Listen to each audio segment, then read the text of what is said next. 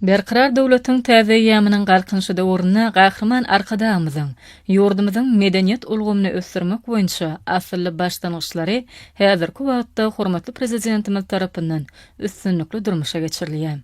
Ýygnananlar hormatly prezidentimizden çalsana bagşy bäsleşiginiň jemleýici tapbaryna gatnaşyjylara iýberen gutlugyny ol üns bilen diňlediler.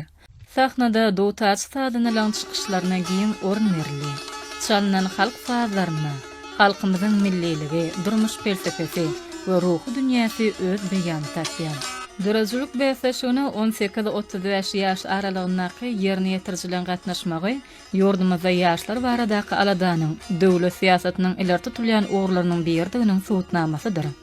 Onuň jemleýici tapyryna deslapky tapyrda ýeňiji bolan Aşgabat we Arkadaş şäherlerinden ýurdumyzyň welaýatlarinden bagşylan 14-si, Dowtaç sadyny lan 14-si gatnaşdy. Soňra bäsleşiň 2-nji bölüminde türkmen halk aýdymlary ýerine ýetirildi. Hormatly prezidentimizden ýaşlaryň dörejiligine berýän üns aladasyndan ruhlanyp bäsleşe gatnaşyjylar aýdym sazlary aýratyn joşun we ussatlyk bilen ýerine ýetirdiler. Soňra bäsleşiň iň tolgundyryjy pursatlary ýeňijileri sylaklamak dabarasy boldy. Dabara gatnaşyjylaryň şowkunly el çarpışmalary arasynda ýeňiji bolan bagşylan hemde Dowtaç sadynyň 14-siniň atlary yglan edildi.